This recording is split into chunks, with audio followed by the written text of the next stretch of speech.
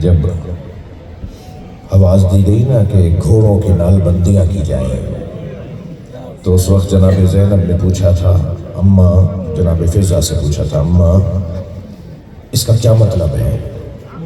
کہا خزادی گھوڑوں کو تازہ سمین سازہ نالیں لگائی جا رہی ہیں تاکہ حسین کے بدن پہ دوڑایا جائے۔ جناب زینب نے سوچا یہ کیسے ہوگا، کیوں ہوگا؟ کوئی نہیں ہے ان میں اہل دل کے بڑھ کر روکے کہ یہ کیا کر رہے ہو؟ تازہ سمیں لگے ہوئے گھوڑے، فرما چاق چوبند صحت مند گھوڑے تیار کیے، وہ دوڑنا شروع ہوئے تو وسط میدان میں لا کے روک دیے گئے۔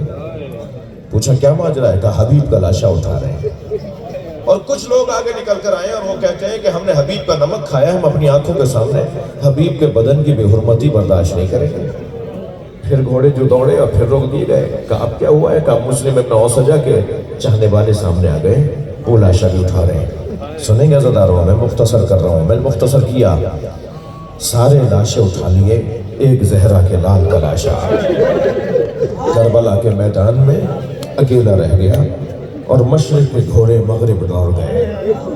جب آئی ہے نا جناب زینب اپنے بھائی کے لاشے پر تو لاشا پہچانا نہیں گیا۔ سخت جملہ کہہ رہا ہوں جو مقتل نے لکھا ہے، میرے مولا حسین کی پسلیاں کمر سے نکل رہی تھی۔ جناب زینب بھائی کا لاشا پہچان نہیں پائی، اور جب لاشیں پر آئی ہیں تو تعجب سے کہا انت اخی زینب، کہ تم ہی زینب کے بھائی حسین ہو؟ اور پھر لاشے کے گرد چکر کاٹنے لگی۔ بی بی جب یہ عمل کر رہی تھی نا اور لاشیں دیکھ رہی تھی، کبھی پائیں تھی کبھی سرہانے آ کر، تو امام سجاد نے فرمایا ابو بھی اماں کیا دیکھ رہی ہیں؟ فرمانے لگی سالم جگہ ڈھونڈ رہی ہوں جہاں بوسہ دے سکوں۔ اجرکم اللہ، اجرکم اللہ، آپ کی آوازیں بلند ہو رہی ہیں۔ مجھے 2-3 منزلیں لینی ہیں اور عبادت کو مکمل اپنے حصے کا بیان مکمل کروں۔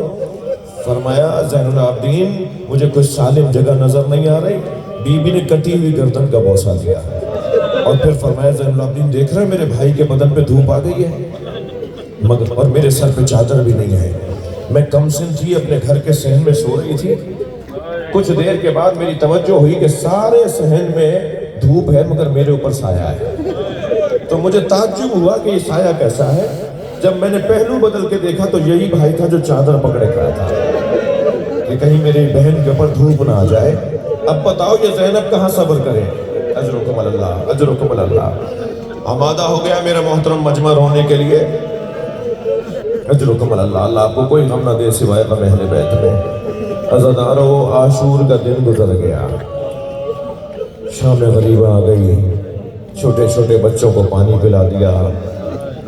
سب سے تاخیر سے جس بچے نے پانی پیا وہ سکینہ ہے، بار بار کہتی تھی میرا بابا پیاسا مار گیا، میرا بھائی علی اصغر پیاسا مار دیا۔ بیویوں میں سب سے تاخیر سے جس نے پانی پیا وہ جناب رباب ہے۔ جب امام سجاد کا حکم ملا نا تو کچھ پانی پیا مگر ایک ایک گھونٹ پر دریا دریا آنسو بہائے۔ اجرکم اللہ، ایک ایک گھونٹ پر جناب رباب دریا دریا آنسو بہاتی رہیں اور بہت دیر میں جا کر جناب رباب نے کچھ پانی پیا۔ آپ رو رہے ہیں، آپ کی آنکھوں میں آنسو آ گئے۔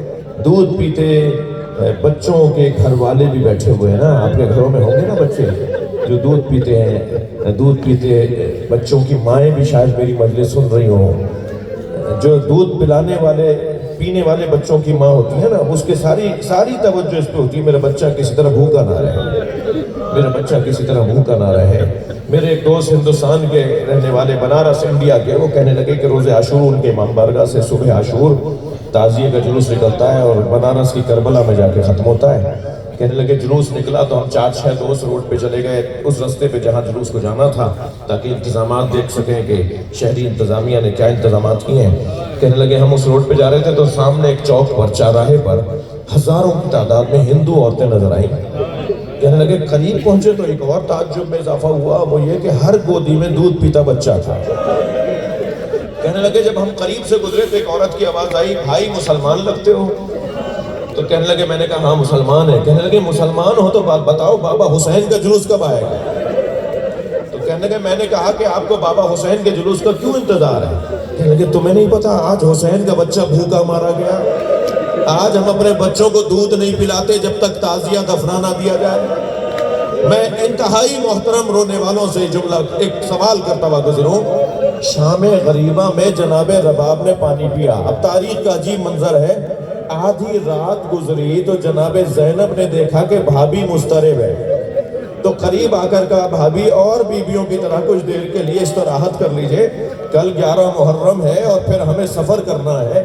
تو جناب رباب نے روتے ہوئے فرمایا زینب مجھے علی اصغر یاد آ رہا ہے، میرا بچہ بھوکا مار دیا، اجرکم اللہ اجرکم اللہ۔ گریہ ہو گیا، مجلس ہو گئی عزاداروں، بس ایک منزل اور آگے آ جائیے۔ یہ قافلہ کربلا سے نکلا ہے، کوفہ کی طرف جا رہا ہے۔ انداز یہ ہے کہ نیزوں کی انیوں پر شہداء کے سر ہیں، مخدرات عصمت و طہارت بے مقدم و چادر ہیں، انہیں اسیر بنا کے لے جایا جا رہا ہے۔ ان نیزوں کی انیوں پر جو سر ہیں، ان سروں میں ایک سر حبیب ابن مظاہر اسدی کا ہے۔ حبیب ابن مظاہر کا بیٹا قاسم ابن حبیب ابن مظاہر کربلا میں شہید نہیں ہوا۔ جب اس کے بابا آئے تو یہ شہر میں نہیں تھا، اور جب واقعہ گزر گیا تو اس کو علم ہوا یہ مسافرت پر تھا، اور اب یہ آ رہا ہے اس طرف جہاں سے کٹے ہوئے سر آ رہے ہیں کہ کسی طرح اپنے بابا کا سر لے لے اور کربلا جا کے بابا کا لاشا لے لے اور اپنے ہاتھوں سے اپنے بابا کو دفنا دے۔ تو اس نے دیکھا کہ خولی کے ہاتھ میں جو نیزہ ہے اس کے انیے پر حبیب کا سر ہے۔ اس نے جا کر کہا کہ یہ جو سر ہے نا یہ حبیب کا ہے اور میں حبیب کا بیٹا ہوں، یہ مجھے دے دو۔ اس نے کہا مجھے تو یہ شام تک لے جانا ہے، شام کے دربار میں مجھے انعام ملنا ہے۔ تو اس نے کہا تمہیں جو پیسے ملیں گے وہ میں دینے کو تیار ہوں، مگر خولی نے دینے سے انکار کیا۔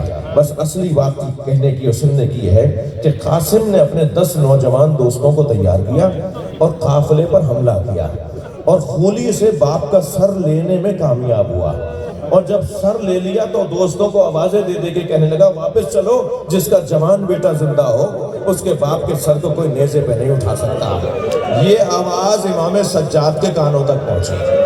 ایک مرتبہ بیڑیاں ہتھ گڑیاں سنبھالی اور آواز دی بابا یہ سچ کہتا ہے کہ جس کا جوان بیٹا زندہ ہو اس کے باپ کے سر کو کوئی نیزے پر نہیں اٹھا سکتا۔